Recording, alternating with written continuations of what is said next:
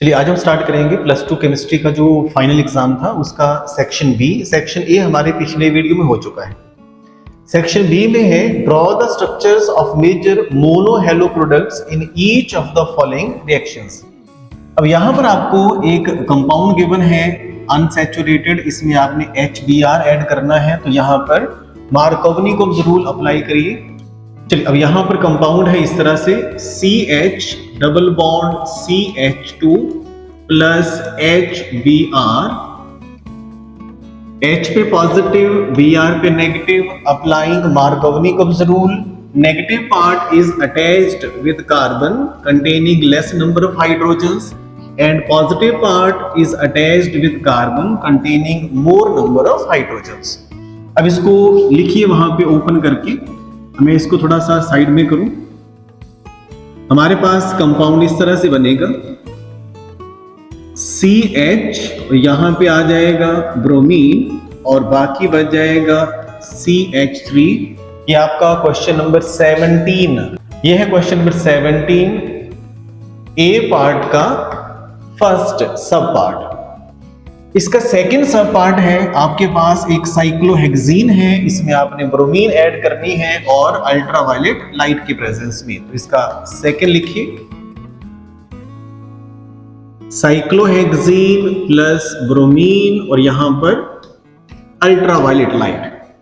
जब आप ultraviolet light की प्रेजेंस में ब्रोमीन को रिएक्ट करते हो, हैलोजन को रिएक्ट करते हो, तो ये फ्री रेडिकल सब्स्टिट्यूशन रिएक्शन हो जाता है। आपने इसमें आप एडिशन नहीं कर देनी। अगर ब्रोमीन वाटर होता तो यहाँ पे ब्रोमीन ऐड हो जाती और ब्रोमीन वाटर का रेडिश ब्राउन कलर या ऑरेंज कलर फेड हो जाता। लेकिन यहाँ पे क्या है, अल्ट्रावायलेट रेडिएशंस हैं, तो अल्ट्रावायलेट रेडिएशंस में फ्री रेडिकल बनेगा, आपने फ्री रेडिकल सब्स्टिट्यूशन करनी है। तो सब्स्टिट्यूशन कैसे होगी, आप देखो डबल बॉन्ड के नेक्स्ट वाला जो कार्बन है उसको अगर हम H फ्री रेडिकल बना के निकालें तो इनके बीच में मल्टीपल बॉन्ड और फ्री रेडिकल के बीच में स्टेबिलिटी बढ़ जाती है ड्यू टू डीलोकलाइजेशन। इसलिए हमें इस वाले H को रिमूव करना है। ये H रिमूव कर दो, चाहे यहां वाला H रिमूव कर दो, वन एंड सेम थिंग। अब HBr रिमूव करिए और बचा हुआ ब्रोमीन वही अटैच कर दो। अब आपके पास बन जाएगा ये फाइनल प्रोडक्ट। अब इसकी ऑप्शन है B part, give reasons for the following. Grignard reagent should be prepared under anhydrous conditions. तो ग्रिगनार्ड रिएजेंट है RMgX, उसने पूछा है कि इसको एनहाइड्रस कंडीशंस में क्यों रिएक्ट करते हैं, तो ये इसका बी है। इसका सब पार्ट है फर्स्ट। ग्रिगनार्ड रिएजेंट होता है RMgX और इसकी प्रॉपर्टी है कि ये अगर मॉइस्चर है तो उसके साथ रिएक्ट कर जाएगा। जो R है ये मॉइस्चर का मतलब वाटर का, H अपने साथ अटैच करेगा, RH का मतलब एल्केन, और बाकी जो बच गया इसके साथ आपने OH MgOH और यहां पे X। अगर वाटर होगा तो ग्रिगनार्ड रिएजेंट वाटर से रिएक्ट कर जाएगा, इसलिए ग्रिगनार्ड रिएजेंट को एनहाइड्रस कंडीशंस में रिएक्ट करवाते हैं। इसका second part, alkyl halides give alcohol with aqueous KOH whereas in the presence of alcoholic KOH alkenes are formed। बड़ा सिंपल सा क्वेश्चन है ये और ये आपने पहले भी पढ़ा है। चलिए अब इसका सेकंड, अगर हमारे पास कोई एल्काइल हलाइड है इस तरह से, कोई एक जनरल रिएक्शन लिख लो या फिर एक पर्टिकुलर रिएक्शन लिख लो।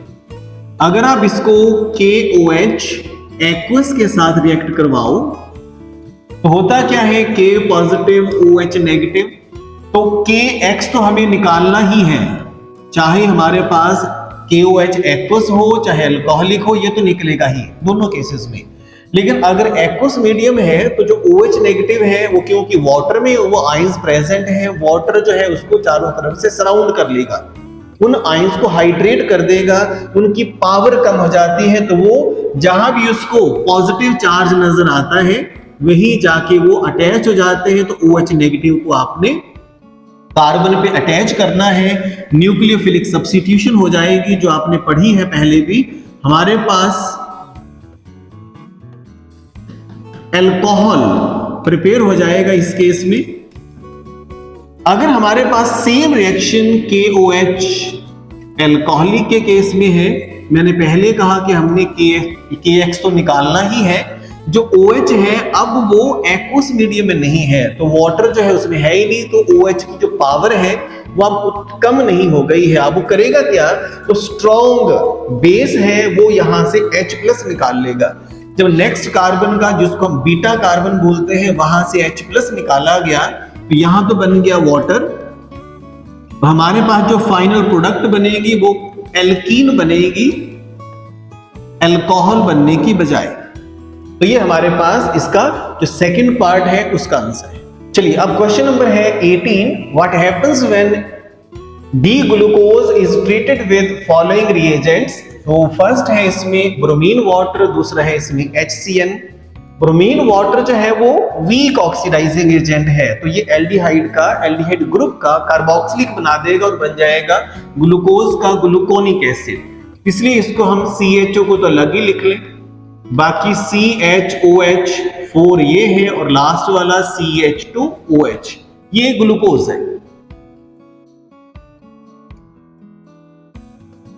तो अगर आप इसको ब्रोमीन वाटर से रिएक्ट करते हो तो आपने एल्डिहाइड का कार्बोक्सिलिक बनाना है, ये बन जाएगा COOH CHOH4 और यहां पे CH2OH, इसको हम बोलते हैं ग्लूकोनिक एसिड। तो ये है हमारा क्वेश्चन नंबर 18, उसका A सब पार्ट। अब इसके B सब पार्ट की तरफ चलिए। B सब पार्ट में है कि आपने HCN ऐड करना है, और आपको पता है HCN न्यूक्लियोफिलिक एडिशन से ऐड होता है एल्डिहाइड के ऊपर। हमारे पास CHO, बाकी सेम आपने CHOH, बाकी सेम आपने CHOH4 और यहां पे CH2OH, इसमें HCN ऐड करो, ये साइनोहाइड्रिन बन जाता है। यहां पे स्लाइड नेगेटिव, यहां पे स्लाइड पॉजिटिव, तो पॉजिटिव को नेगेटिव से, नेगेटिव को पॉजिटिव से जोड़कर एडिशन करिए। यहां CN और यहां पे OH, CHOH4 और यहां पे है CH2OH, ग्लूकोज साइनोहाइड्रिन। ए पार्ट है pentane 3 on is treated with hydrazine followed by heating with KOH in high boiling solvent such as ethyl glycol। तो क्या करिए, पेंटेन हमारे पास क्वेश्चन नंबर 19 है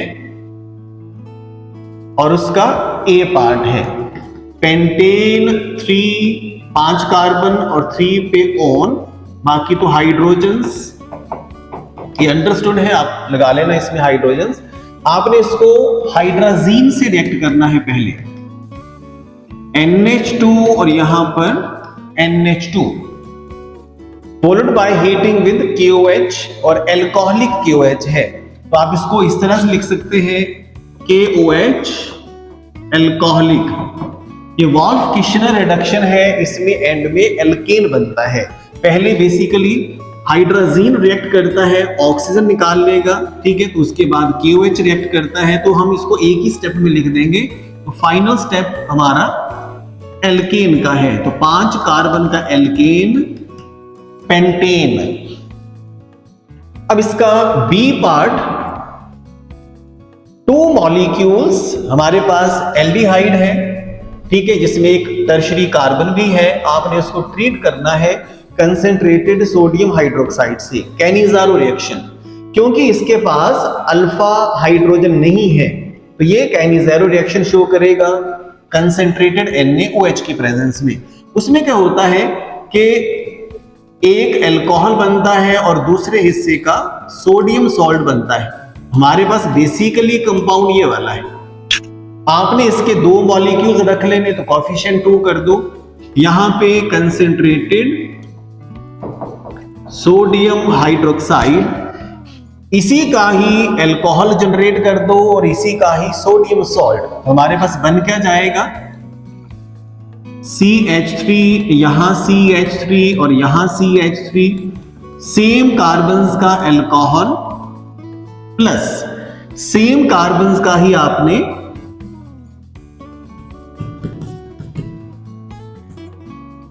CH3 और यहां भी CH3, COONA, ये हमारे पास दो कंपाउंड्स क्रिएट हो जाएंगे Cannizzaro reaction. Next, calculate the potential of iron electrode in which the concentration of ferrous ion is 0.01 molar.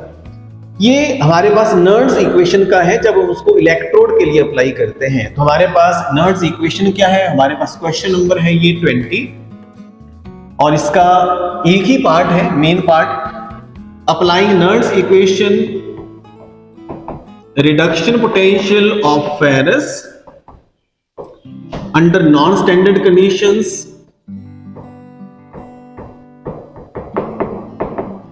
minus 0.0591 upon n log 1 upon ferrous ion concentration। अब इसकी वैल्यूज पुट कर दो, आपको ये रिडक्शन पोटेंशियल तो बताना है और ये वैल्यू आप चेक कर लो, आपको गिवन है यहां already minus 0.45 volt minus 0.0591, n की वैल्यू दोनों में कितना डिफरेंस है इलेक्ट्रॉन्स का 2, log 1 अपॉन फेरस आयंस की कंसेंट्रेशन कितनी है 0.01। इसको सॉल्व कर लेना, आपके पास आंसर आ जाएगा। Next question is write two differences between order of reaction and molecularity of reaction. ये तो बड़ा सिंपल सा थ्योरेटिकल सा क्वेश्चन है। जो मॉलिक्युलरिटी है वो बताती है कितने पार्टिकल्स जो है वो कोलाइड करते हैं, और जो ऑर्डर ऑफ रिएक्शन है वो बताता है कि कंसंट्रेशन का रिएक्शन की रेट पे कितना इफेक्ट होता है। मॉलिक्युलरिटी थ्योरेटिकल वैल्यू है और जो ऑर्डर ऑफ रिएक्शन है वो एक्सपेरिमेंटली वेरीफाइड वैल्यू है। तो हमारा ये सेक्शन बी हो गया है यहाँ पे फिनिश, और सेक्शन सी जो है उसको फिर हम नेक्स्ट लेक्चर में जो है वो उसको अटेम्प्ट करेंगे। Thank you very much.